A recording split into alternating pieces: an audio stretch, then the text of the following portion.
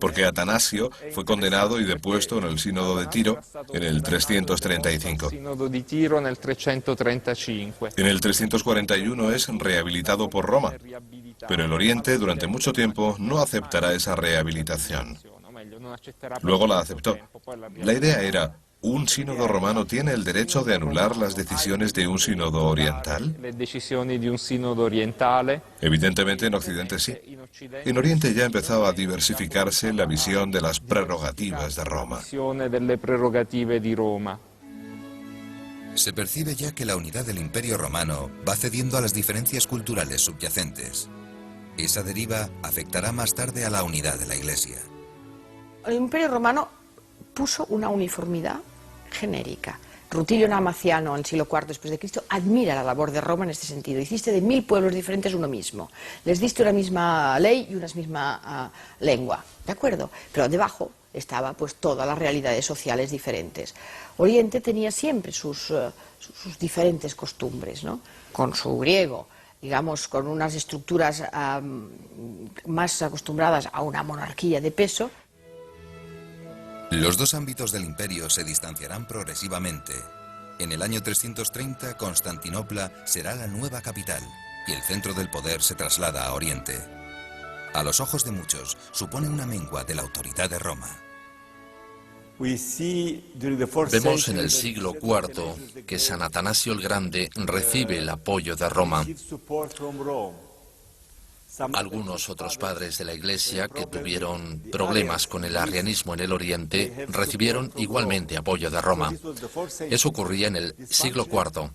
Eso funcionó así también en el siglo V. Pero ya en el siglo VI se puede percibir un distanciamiento. El apoyo del Papa no impedirá que Atanasio sea condenado otras 4 veces por otros tantos emperadores. Pasará 17 años en el exilio. Atanasio no se doblega. Como buen pastor, no dejará de cuidar su rebaño, aunque sea por correspondencia. Los habitantes de Alejandría perseveran fieles a su obispo y piden a los emperadores su indulto. En el año 366, el emperador Valente, temiendo una revuelta, le rehabilita definitivamente. Sin embargo, a pesar de su actividad incansable y sus escritos, la herejía arriana seguía viva en el momento de su muerte. En el maravilloso ábside de la Basílica Vaticana, Bernini colocó la estatua de San Atanasio junto a las de los otros grandes doctores que rodean la cátedra de San Pedro: San Agustín, San Ambrosio y San Juan Crisóstomo. En vida, Atanasio se ganó el título de padre de la ortodoxia. Tras su muerte, será declarado confesor y doctor. Según el Papa Benedicto XVI, la idea fundamental de San Atanasio era que Dios es accesible y a través de nuestra comunión con Cristo, nosotros podemos unirnos realmente a Dios. Él se ha hecho realmente Dios con nosotros. La labor de Atanasio será completada por los padres capadocios. Se llaman así porque vivieron en la pintoresca región de Capadocia, en la actual Turquía. Destaca entre ellos San Basilio de Cesarea, adalid de la ortodoxia nicena a la muerte de San Atanasio. También brillaron allí su hermano Gregorio de Nisa y San Gregorio Nacianceno. Ante el empuje pastoral y teológico de estos obispos, el arrianismo irá desapareciendo en Oriente. La aventura arriana en Oriente, que es donde tenía peso y fuerza, acabó gracias en gran parte a la acción de estos 3 padres, que a veces se llaman neonicenos también, porque consiguieron que toda la teología de Nicea fuera bien aceptada. Un hecho memorable va a cambiar el panorama político y religioso. En el año 379 sube al trono el emperador Teodosio. Promulga el mismo año un edicto amenazando con castigar severamente a los arrianos. Cerró sus iglesias en Constantinopla y en el año 381 convocó allí el segundo concilio ecuménico. Los obispos confirmaron solemnemente el símbolo de Nicea. Era el ocaso definitivo del arrianismo en Oriente. Esa herejía iba a perdurar, sin embargo, entre algunos pueblos bárbaros en Occidente. Quedó un residuo de arrianismo perdido en un sitio y en otro, en muchos casos como una señal en pueblos que se habían convertido al cristianismo por parte de misioneros arrianos, como es el caso de los visigodos. Pero ya era un fenómeno residual, un fenómeno de otro nivel. El mismo arrianismo estaba un poco aguado y acabaron al final, como es sabido, convirtiéndose al catolicismo. En su época, el arrianismo abrió el camino a las llamadas disputas cristológicas. Esas controversias pondrán en duda la doble naturaleza divina y humana de Jesucristo. A la pregunta de cómo podía ser Cristo a la vez Dios y hombre, algunas escuelas teológicas dieron respuestas erróneas. En Alejandría se acentuó excesivamente la divinidad de Cristo. La naturaleza divina absorbería la humanidad. Habría una unión interna, una mezcla de las dos naturalezas. La escuela de Antioquía, en el extremo opuesto, exageró la perfecta humanidad del Salvador. Para ellos, el Verbo Divino había habitado en el hombre Jesús, como en una túnica o en un templo. La unión de las dos naturalezas habría sido accidental y externa. Nestorio, un teólogo de Antioquía, envenenó la disputa acabando por negar la maternidad divina de la Virgen María. Si la naturaleza humana es solo el receptáculo de la divinidad, aducía, la Virgen no puede ser la Madre de Dios, sino Madre del hombre Cristo. El pueblo fiel sintió herida su sensibilidad al ver a su madre privada de su título más honroso, y la controversia saltó a la calle. El obispo de Alejandría, San Cirilo, denunció la doctrina nestoriana. En cambio, el obispo Juan de Antioquía se alineó con Nestorio, y ambas partes solicitaron el apoyo de Roma. El Papa Celestino I confirmó la postura ortodoxa de Cirilo y le comisionó para obtener la retractación de Nestorio. Este se negó y apeló al emperador Teodosio II en busca de protección. Este convocó a todos los obispos para celebrar un concilio general en Éfeso. Muchos de los que habían sido educados en la antigua filosofía helénica se negaban a reconocer que una mujer pudiera tener el papel decisivo que la Virgen María ha tenido.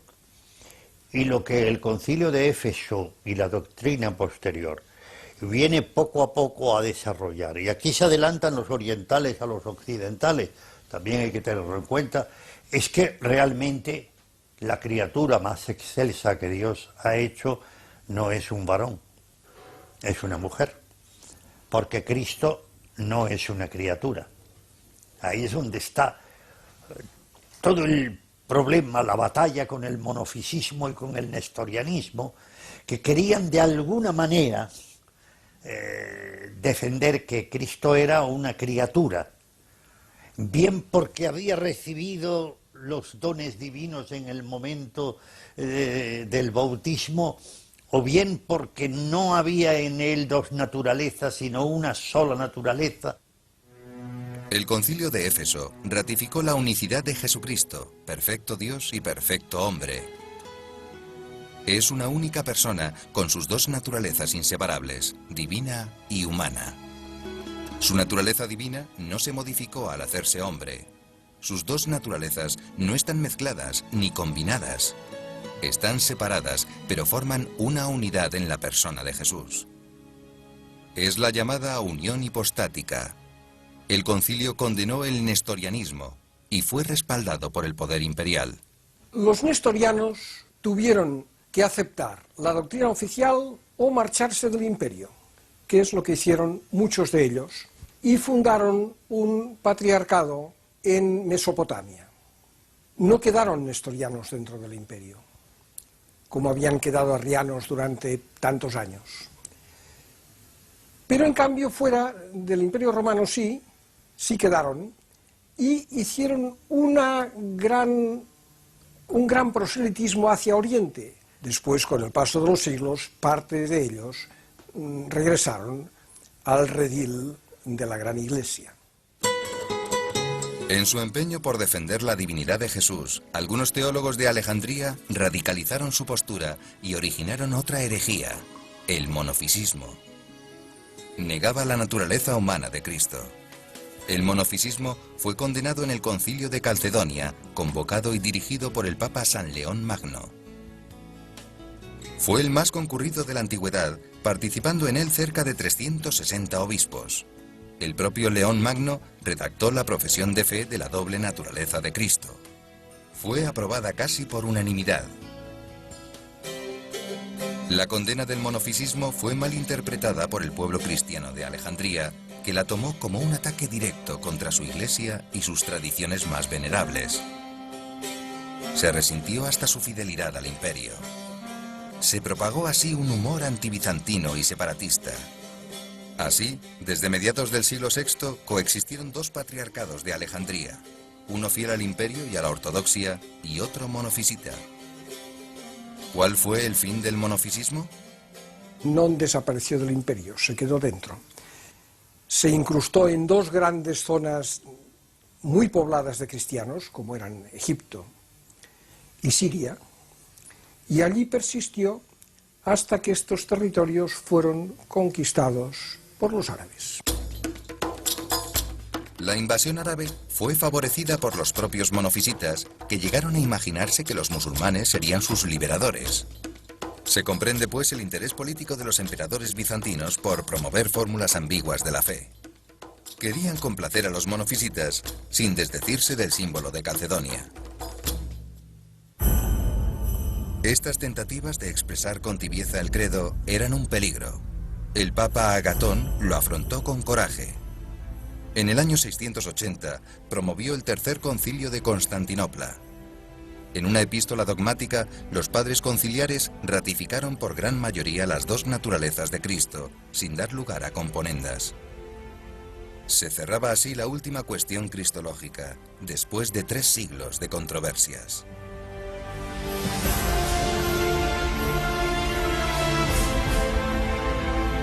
¿Lograron las herejías debilitar la fe?